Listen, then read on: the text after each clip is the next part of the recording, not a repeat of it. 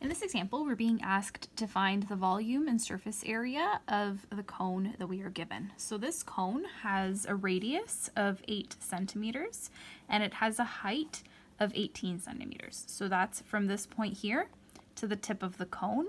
That is the height. So it represents to this perpendicular line to the ground, that height right there. So I'm going to start off by finding the volume. And the formula that we have for volume is that the volume of a cone is 1/3 the volume of a cylinder. So that's why we say 1/3 times pi r squared h. So imagine if we were to put on top of this cone, if I had a cylinder instead, this cylinder has the same radius and it has the same height. So it would be like finding the volume of the cylinder, which would be pi r squared h, but then taking 1/3 of it, which is what gives you a cone. So it's 1/3 the volume of a cylinder. Another way of writing the formula that might be easier is you can write it out like this: pi r squared h divided by 3. If we're taking the third of something, we're dividing it by 3. So that's another way of writing out the formula. So I know that my radius is 8 and my height is 18. So I'm going to replace or substitute 8 r with 8. So pi 8 squared, and then h is 18. I'm going to substitute that as well, divided by 3. BEDMAS says I need to do exponents first. So I'm going to first do 8 squared, which is 8 times 8, which is 64. So pi times 64 times 18 divided by 3, which gives me, so I'm going to use the pi button on my calculator. On my calculator, it's shift pi, or shift and then this button, and then it's the pi right there. You could also use 3.14. It shouldn't make a difference of more than a couple decimal values. So pi times 64 times 18 gives me this value, and I'm just going to divide it by 3. And it gives me this value right here. So I get 1,206 point, I'm going to round it to 1 decimal, so 0.4, because the number beside the 3 is a 7, which is more than 5. So it'll be 4 centimeters. This is volume. Volume is cubed. So that is my volume of the cone. Next, I'm going to find the surface area. The formula for surface area is pi r squared plus pi r square root of r squared plus h squared. And I know that this seems complicated when you just look at it. There's a lot happening here. Essentially, pi r squared is our formula for the area of a circle. So this part, the circle part right here, the base is being represented by this portion of the formula.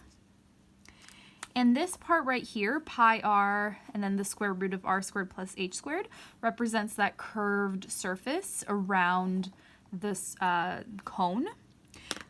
This part right here, typically this formula, there's also another version of this formula if you're looking stuff up online, that instead of the square root of r squared plus h squared, it might have an L or it might have an S. Usually the formula includes not these dimensions here, but instead the formula will talk about the side, the slant part of the cone. We call that the slant, this part right here. Usually formulas will feature that. The reason I omitted it is because we would need to review Pythagorean theorem in order to find this. This is your A and B, and this is your C. And remember, Pythagorean theorem is a squared plus b squared equals c squared. So to avoid having to do Pythagorean theorem, I'm giving you this version of the formula. This part right here is actually our hypotenuse or our slant. that's what we get using this. So that's why the formula looks kind of funky, because I'm just trying to avoid making you guys use the Pythagorean theorem, and that's why it looks like that. So hopefully this is simpler and not more complicated without the Pythagorean theorem. If you prefer to use Pythagorean theorem, just message me and I'll send you a video and explain how to do that. But for now, let's just do it this way. So I'm going to substitute my radius and my height into the formula. So pi, my radius is 8, so it's still the same values as I have over here. I'm using this for both formulas. My radius is 8 squared plus pi 8 square root of my radius is 8. So 8 squared plus 18 squared.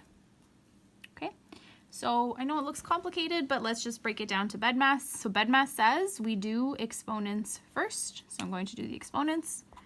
8 squared is 64.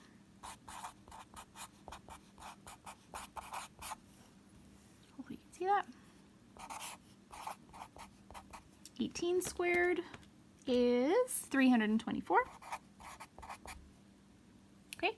BEDMAS also says that we need to do brackets.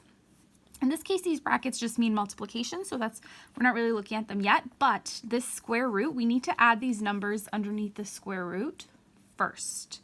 So we could imagine it's almost like there's brackets around these values underneath the square root. You have to first add them and then take the square root of those values.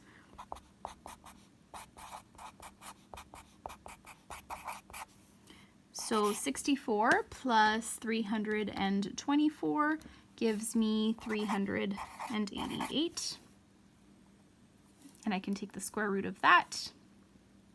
Or I can just put this all into my calculator, depending on what kind of calculator you have. But I'm going to take the square root of this separately, just to break it down.